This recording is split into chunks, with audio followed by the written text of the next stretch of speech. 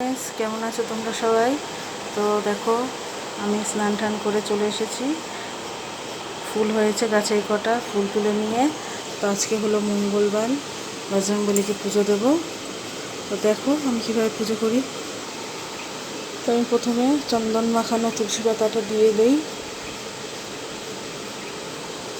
তারপরে বজরংবলীর তো লাল জিনিস পছন্দ, এটা লাল জবা ফুল। এবার বজরংবলীকে সিঁদুর দেব হাতে পায়ে।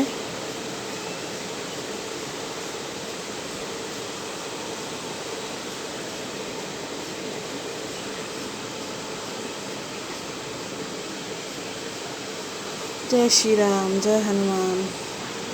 তো দেখো বজরংবলীকে সাজিয়ে বাটা দেওয়া হয়ে গেছে।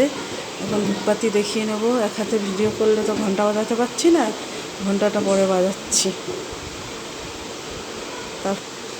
তো এখন বজরংবলী পাঁচালিটা পরে নিই।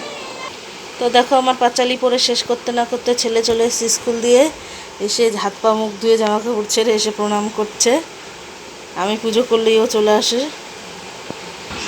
তো আমার পুজো দিয়ে চলে এসেছি, এখন ছেলেকে খেতে বসিয়েছি, ছেলেকে খাওয়াবো। তো আজকে মঙ্গলবারে রান্না করেছি, আমি বেশি কিছু এমনিতেও রান্না করি না। এখানে ভাত আছে, ভাত তো সাথে থাকেই রোজ, তারপরেও বললাম।